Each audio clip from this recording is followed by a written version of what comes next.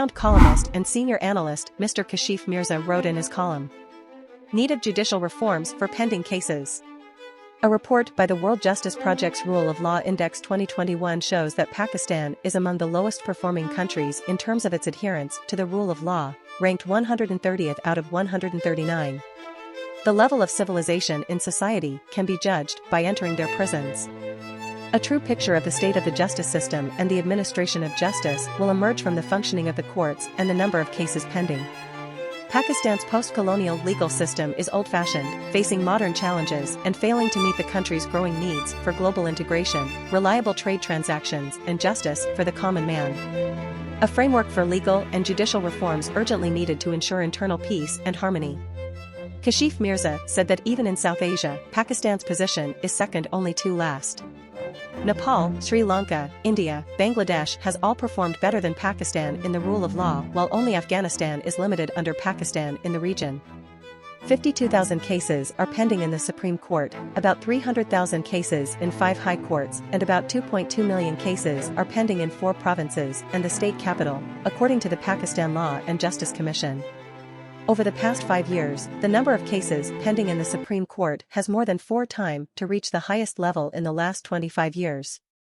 In 2006, the number of pending cases was 13,724.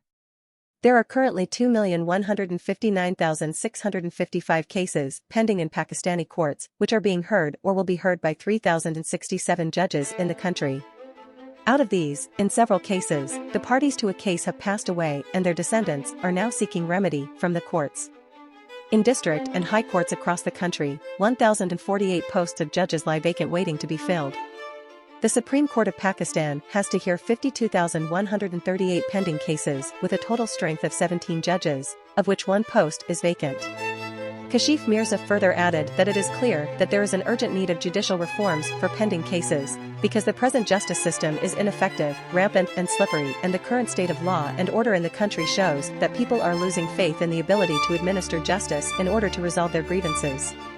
The magnitude of the problems and these issues require in-depth research to take corrective action before the whole system collapses, chaos in the community. According to the UN Human Development Report, Pakistan is ranked 147th out of 188 countries, with a population development index of 0.550, less than India and Bangladesh, and approximately 24.3% of the population lived below the poverty line. The huge inequality of income and wealth in Pakistan is also one of the causes of this dire new situation. Kashif Mirza further highlighted that in the status quo, we see that accessing justice in the first place is the problem. Subsequent governments and parliaments in the country have failed to enact legislation and take policy measures to ensure economic and social justice for the common man in the country. Unfortunately, the performance of our law enforcement authorities, accounting agencies, and law enforcement agencies, especially at the grassroots level, leaves much to be desired. In particular, the police need radical change in order to be more efficient and to accommodate the people in carrying out their law enforcement and criminal activities. Police and other law enforcement agencies are seen as hostile, especially for the majority of the underprivileged population. For women, accessing justice is all the more challenging. Kashif Mirza further added that the legal system in Pakistan still heavily relies on traditional methods of working, and the major one is paperwork. Perhaps technology can empower citizens to hold the law enforcement system accountable. Over the last few years, technology has increasingly been pitched as a solution to that problem. It is of utmost importance that the courthouse is made efficient, affordable, intelligent, and smart through technology. The widespread accessibility of video conferencing has made it so that people do not necessarily have to take time off work to participate in a hearing or a trial, while the growth of alternative dispute resolution tools, e-filing, and digital evidence platforms all have shown the potential to transform the courtroom. Kashif Mirza stressed that technological and scientific developments are generating huge opportunities for tackling societal challenges. However, the benefits of technology and innovation are unequally distributed, and they tend to cause economic and political disruptions in our societies that widen inequalities. Kashif Mirza urged that the introduction of e-courts by the Supreme Court of Pakistan, where cases can be heard via video link, is a welcome addition to the current setup where complainants and witnesses have to bear the cost of travel and stay for hearings, something that otherwise deters them from using the justice system. Similar arrangements for recording witness statements via video will also help the cause of justice. In fact, the current system of governance in Pakistan is undoubtedly oppressive and oppressive.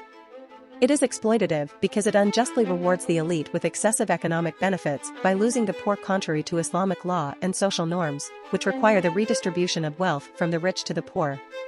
Kashif Mirza recommended that there is a need for a renewed focus on reform of national and international innovation systems and R&D policies, in an attempt to create a new consensus on how public-private partnerships can contribute to a more open and sustainable use of technology. Renowned columnist and senior analyst Kashif Mirza suggested that development policies should support redistributive systems and incentives for successful application of new technologies. Legal frameworks should be promoted to enable innovation and the use of new technologies. Improve the education of the left-behind countries through global schemes. Technological justice should be linked to the SDG agenda. As a result, the timeframe for proposals should coincide with the 2030 horizon. Kashif Mirza further added that the judiciary, the legal community, and civil society have come together with a shared vision for a digital legal Pakistan.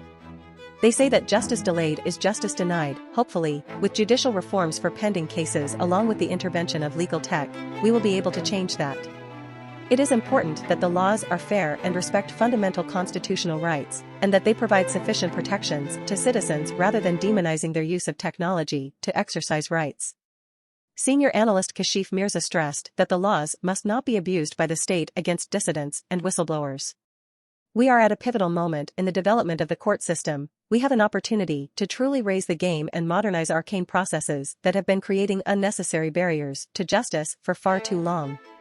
While summing up, renowned columnist and senior analyst Kashif Mirza concluded that we are talking about the independence of the judiciary and the strengthening of the administration of justice in order to provide justice and freedom for citizens.